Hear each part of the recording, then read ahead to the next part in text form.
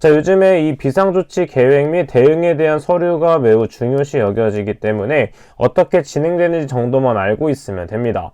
자, 그래서 비상조치계획의 정의보다는 목적 부분 가볍게 보게 되면 당연히 사고 발생 시 피해를 최소화해서 어떻게 탈출할 수 있는지 그 경로 등을 반드시 파악해 줘야 되고, 훈련 과정 중에서 어떤 식으로 훈련이 진행되고 있으며 주기적으로 이 훈련이 전부 교육자들한테 진행이 되고 있는지 정도에 대한 서류를 반드시 구비를 해줘야 되겠습니다.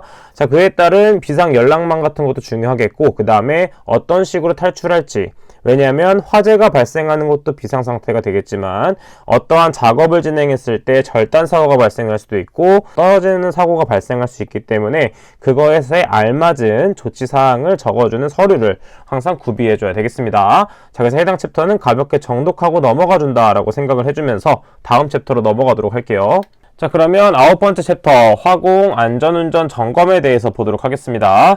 자, 그 중에서 아래쪽 공정안전관리제도 PSM에 대해서 한번 가볍게 보도록 할게요. 자, PSM이란 무엇이냐면 유해위험 설비 및 물질을 보유한 사업주는 위험물질의 노출, 화재, 폭발 등으로 인해 근로자나 사업장 인근 지역 주민이 인적 피해를 입을 수 있는 사고, 중대 산업사고를 예방하기 위해서 하는 것으로서 공정안전 보고서를 작성하여 고용노동부 장관에 제출하고 사업장에 비치해 두어야 되는 제도가 되겠습니다. 자, 그래서 아래쪽에 있는 것을 보면서 가볍게 이런 식으로 되는구나 정도 체크해주면 되겠죠. 자, 그 중에서 어떤 것은 외워줘야 되냐면 공정안전보고서의 제출 시기에서 위해 위험 설비의 설치 이전 또는 주요 구조 부분의 변경 시 착공 30일 전까지 공정안전보고서 2부를 작성하여 공단에 제출해줘야 된다. 자, 그래서 해당 포인트가 되는 것은 어느 것이다? 착공 30일 전과 2부가 되겠습니다. 자, 이 두 가지는 반드시 외우고 체크해 주도록 할게요. 자, 그 다음에 공정안전보고서의 제출 대상 사업장으로는 총 7가지가 있다. 원유 정제 처리업부터 화약 및 불꽃 제품 제조업이 있는데 해당 부분은 그냥 이런 것이 있구나 가볍게 정독을 하고 넘어가 주도록 하겠습니다. 자, 다음은 공정안전보고서 작성 부분 보도록 할게요. 자, 이 부분도 가볍게 읽어주면 되겠고, 공정안전보고서 심사 및 확인 절차 부분, 일반적으로 확인 시기에서 신규로 했을 경우에는 각 1회, 그 다음에 기존에 설치되어 사용 중인 경우에는 심사 완료 후에는 3개월 이내에, 그 다음에 나머지 두 가지 부분에 대해서는 1개월 이내가 된다. 가볍게 체크해주면 되겠습니다. 자, 해당 부분은 반드시 외워줘야 되는데 공정안전보고서의 내용의 종류 총 4가지가 있는데 이 4가지는 반드시 외워주면 되겠습니다. 필기와 실기 모두 출제되는 부분이기 때문에 외워주도록 할게요.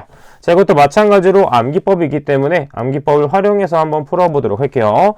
자, 일반적으로 운전을 할 때는 앉아서 운전하게 됩니다. 그 다음에 항상 앞을 주시하면서 운전을 해줘야 돼요. 그렇기 때문에 안 보고 서서 운전을 하게 되면 매우 위험하기 때문에 반드시 앉아서 비상조치를 취한 다음에 운전을 해줘야 됩니다. 자, 그래서 한번 적어보도록 하면 안 보고 서서 운전하면 위험하므로 어떻게 한다? 앉아서 비상조치를 취한다.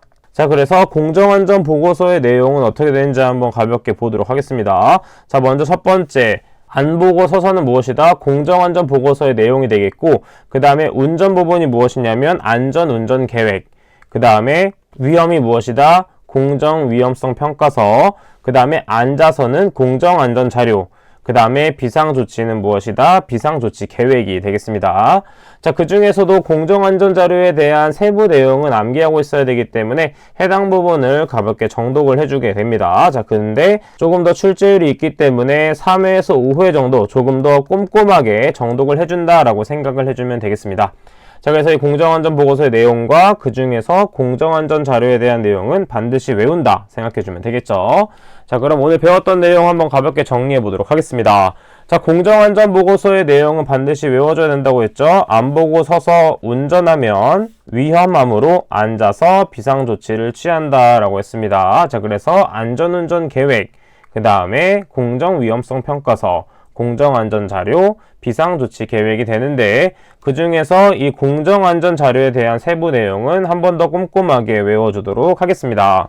자, 그럼 이번 시간은 여기까지 하도록 하겠습니다. 저는 그럼 다음 시간에 찾아뵙도록 할게요. 감사합니다.